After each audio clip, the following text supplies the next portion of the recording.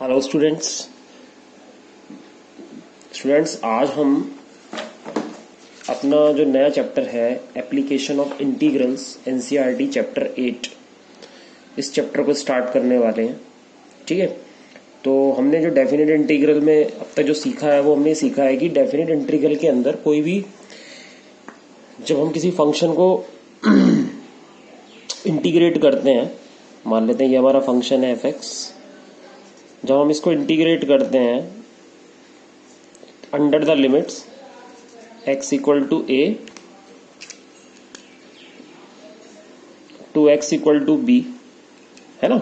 जब हम इसको इस तरह डिनोट करते हैं x इक्वल टू a से x इक्वल टू b के अंडर में अगर हम अपने किसी फंक्शन को इंटीग्रेट करते हैं, फंक्शन हमारा एफ एक्स है, तो ये जो इंटीग्रल है ये इंटीग्रल हमें a से b तक का इस कर्व से कवर्ड नेट एरिया समझ गए कि भाई ये A1 है और ये A2 है, तो हमारा जो नेट एरिया होता है ये उसको डिनोट करता है, यानी कि A1 plus minus of A2, ये इसको डिनोट करता है डेफिनेट इंटीग्रल। डेफिनेट इंटीग्रल की सीधी सी वैल्यू ये होती है ना। जो भी हमारे इस फंक्शन का आंसर आता है इंटीग्रेट करने के बाद, वो इंटीग्रल आंसर हमारा यहाँ x इक्वल टू a से x इक्वल टू b तक का नेट एरिया को डिनोट करता है। ये हमारा नेट एरिया होता है यहाँ तक। लेकिन जब हम बात करते हैं एरिया अंडर द कर्व की, जब हम बात करते हैं एरिया अंडर द कर्व की, तो बेटा एरिया अंडर द कर्व में हमें क्या करना होता है। एरिया अंडर द कर्व में जो एरिया हमें निकालना है x इक्वल टू a से x इक्वल टू b तक एफ एक्स डी एक्स में, तो उसका जो एरिया होता है वो हमें जो है टोटल एरिया डिनोट करता है। यानी ये जो इंटीग्रल है ये हमारा टोटल इनक्लोज्ड एरिया को डिनोट करता है। ठीक है, नेट एरिया में तो हम क्या करते हैं, जो चीज अपवर्ड है वो पॉजिटिव, जो चीज डाउनवर्ड है वो नेगेटिव एरिया के अकॉर्डिंग। लेकिन जब हम टोटल एरिया की बात करेंगे तो टोटल एरिया निकल के आएगा बेटा A1 प्लस, अब क्योंकि ये टोटल एरिया की बात कर रहे हैं, एरिया हमेशा पॉजिटिव होता है तो इसे लिख लेंगे minus modulus A2।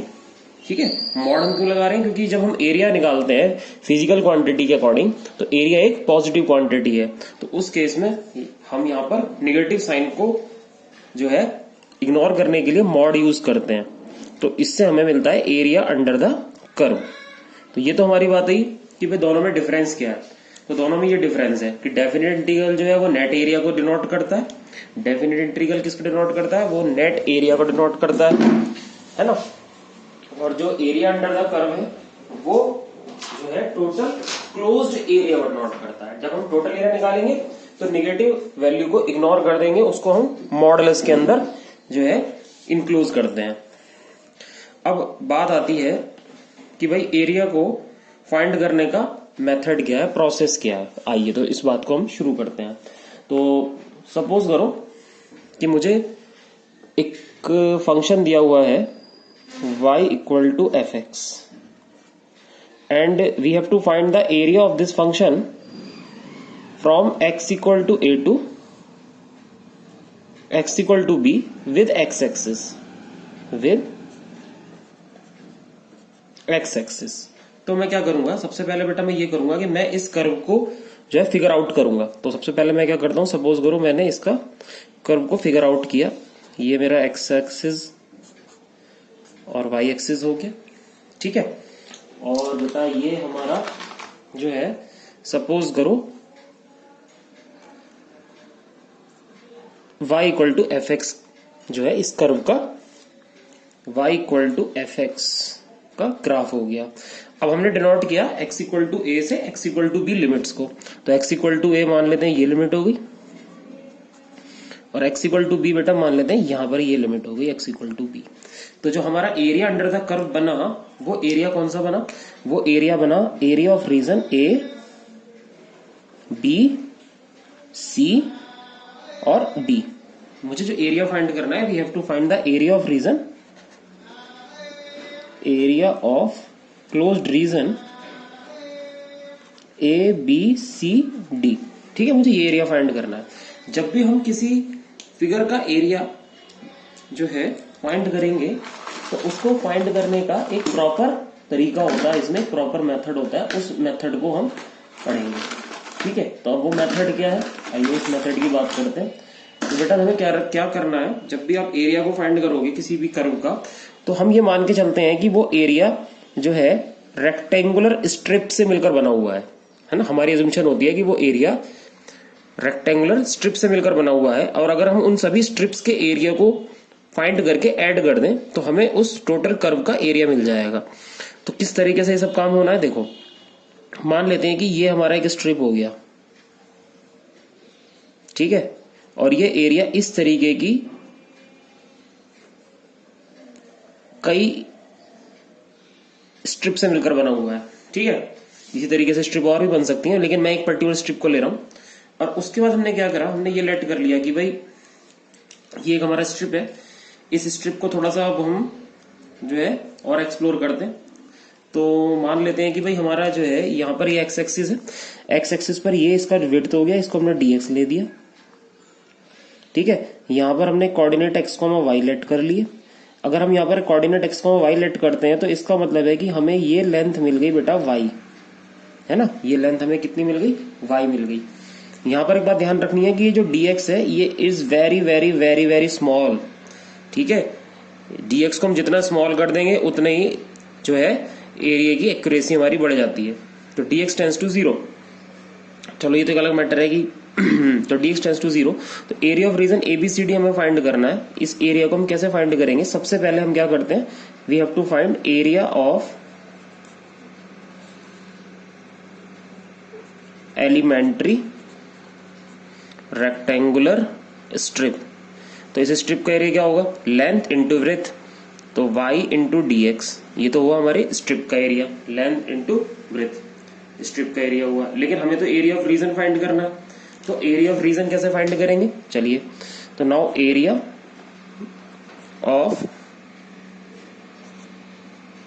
Reason ABCD, तो अब हम क्या करेंगे, हम ये देखेंगे कि भाई ABCD के एरिया के लिए इस स्ट्रिप को हम कैसे हेल्प ले सकते हैं। देखो स्ट्रिप का एरिया है YDX, अगर हम इस स्ट्रिप के एरिया को इंटीग्रेट कर दें कहां से कहां तक, x इक्वल टू ए से, ये x equal to a, x equal to a से लेकर x इक्वल टू बी तक, अगर हम इसको इंटीग्रेट कर दें कहां से कहां तक, x इक्वल टू ए से लेके x इक्वल टू बी तक, किसको इंटीग्रेट कर दें, इस एरिया को YDX को, तो हमें इस पूरे कर्व का x एक्सिस के साथ कवर्ड एरिया मिल जाता है। ठीक है, क्योंकि हमने ये माना है ना कि ये वाला जो एरिया है ये इस तरीके की कई एलिमेंट्री स्ट्रिप से मिलकर बना हुआ एरिया है ना। हमने ये मान लिया है कि ये एरिया इस तरीके की कई एलिमेंट्री स्ट्रिप से मिलकर बना हुआ एरिया है, और अगर हम इन सभी स्ट्रिप के एरिया को ऐड कर देते हैं, अगर हम सभी इन स्ट्रिप्स के एरिया को ऐड कर देते हैं तो ऐड करने से जो एरिया मिलेगा वो इस कर्व के एरिया के इक्वल होगा, है ना। तो हमने यहाँ जो इंटीग्रेट किया, इंटीग्रेट का मतलब होता है क्या, ऐड करना। तो इसका मतलब ये हुआ कि हमने यहां से यहां तक जितना भी स्ट्रिप हमने लिए हैं उन सभी के स्ट्रिप के एरिया को ऐड कर दिया है। तो ऐड करने से जो क्वांटिटी मिली, दैट क्वांटिटी डिनोट करेगी एरिया ऑफ रीजन ABCD। ठीक है, तो ये हमारा फॉर्मूला जनरेट हो गया कि भाई किसी भी कर्व का x एक्सिस के साथ जो कवर्ड एरिया होगा वो हमेशा होगा YDX, limit x equal to A to x equal to B। ठीक है, तो ये तो बात हुई जब हमें एरिया फाइंड करना हो पैरेलल टू x एक्सिस, है ना, जब आपकी limit x equal to A to x equal to B हो।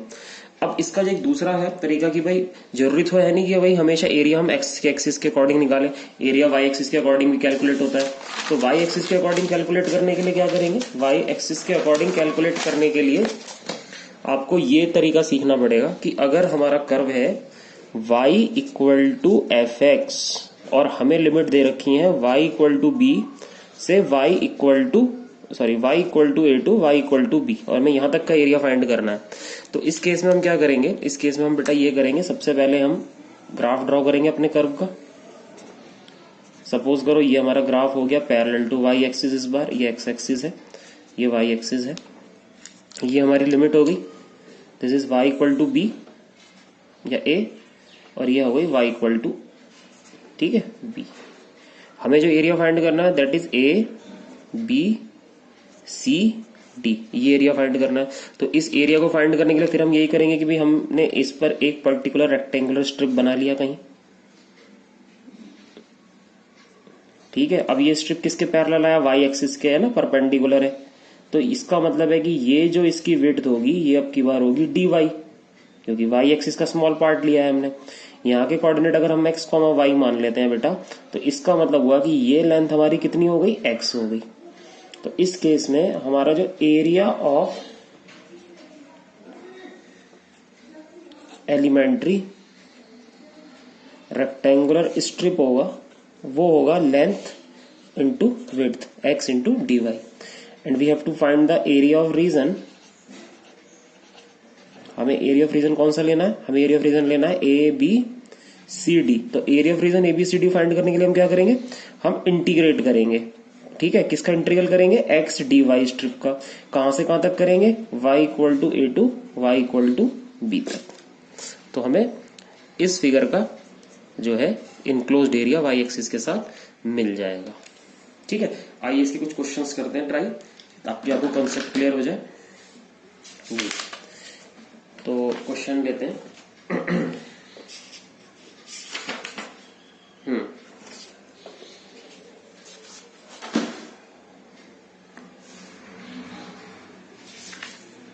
मान लेते हैं कि हमें एरिया फाइंड करना है।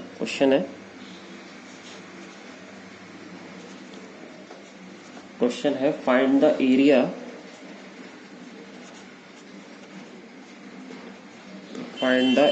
Of the region, find the area of the region. There is little bit disturbance but manage बेटा। रीजन